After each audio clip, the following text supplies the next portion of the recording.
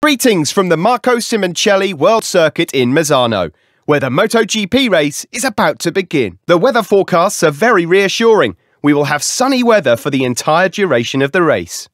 All the riders have taken their places on the starting grid. Riders are deep in concentration, with just a few seconds to go until this San Marino Grand Prix begins. What a great start initially for Kerana. Look at Miller coming through from the second row. Started 14th, he's only up inside the top three. The Kasih launch device is absolutely out of this world. The Kasih start device is phenomenal.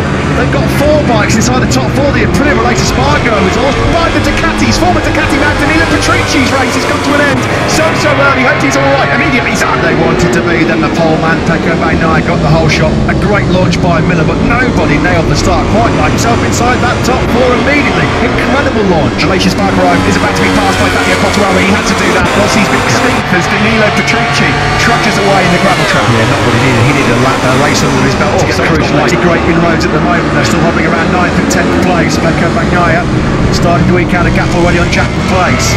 There is Jorge Martin then in 4th place. The private Ducati man, number 89 behind 5, Zarco. What a start it was. On Ducati, down the start-finish straight. Who's last of the breakers into turn 1? Brilliant from Zarco.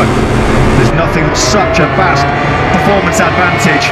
Bagnaia leads at the end of the first half of the season by almost 7/10 of a second. Leader Jorge Martin out that sensational start. It's just come up on our screens. No jump start.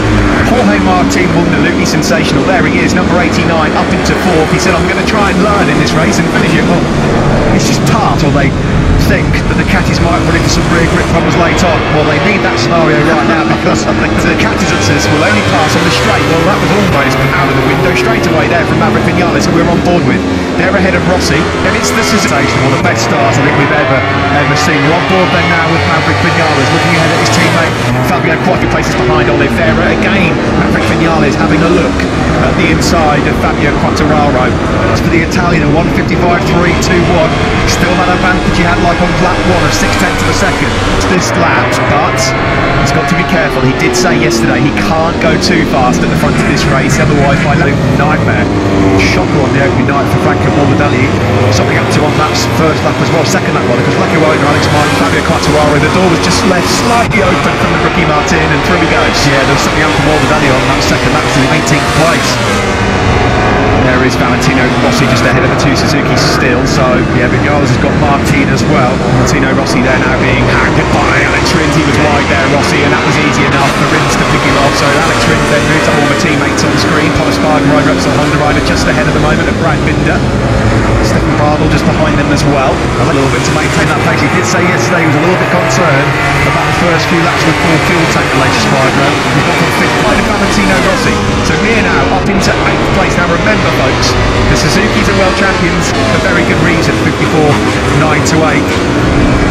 It's the gap between him and Jack Miller in 3rd place. It's just around. He's thinking, I'm not going to go for it right now. I'll let the race come to me. It's Riddens. He had to make that move. He had to make it stick at turn 6, a second quicker than Pecco Bagnaia on that last lap. And the gap at the front, as you can see, has come down. You see, Bagnaia is not entertained. I do drop the hammer and get the 54 too quickly, or then I might hit those rear grip problems that everybody fears in the Ducati, the Suzuki's and co to join in, and we may well have 7 or 8 riders in this. As it is at the moment, the early stages, I said yesterday, if you try and escape and push too hard at the start of the race, there's a risk you might get Quartararo makes the move. That was... Is it a matter of time before Quartararo finds a way through? Of course, Matt, they've got to do this in second left to keep him behind the slipstream. Here he comes. Here comes the move. That was beautifully done from Fabio Quartararo. He lined that all over to Fabio Quartararo there, because when Miller winds up a whip to 60 on that Ducati, although Quartararo's got pretty good drive, hasn't he? Quartararo's not having it there. He's closing the door. Excellent stuff from the Frenchman. Well, that was a game of dare and chance on the Additional work at the end of the last lap and the start of this one from Fabio Quartararo. He had to do that. Now Maverick Vinales has just watched all of that before Morbidelli, who's having an absolutely awful, dreadful start to 2021. What happened to him? 7th on the grid, 16th. He can't get into the 55s. There's definitely a problem because Franco Morbidelli, that is just not reflecting on now. We're on board here with Jack Miller looking at Fabio Quartararo up ahead. Oliveira threatened a strong race. A bike noise, I'm sure, unless I'm hearing things, Matt, but I thought I just heard. Oh, we have. Taka Nakagami's gone down. Oh, he was nowhere near good enough on Taka Nakagami. Yeah, the front end just took me out right from the front of the maybe clipped a bit of curve on the inside. We come across the line then to complete lap 7. It's still number 63, Bagnaia, who leads this one, the Italian from fellow Frenchman, Fabio Quartararo. Here comes the move from Maverick Viñales on his good friend Jack Miller. Miller fading. While the riders enjoy the acclaim of the fans on their victory lap, let's take a look at the final ranking of today's race.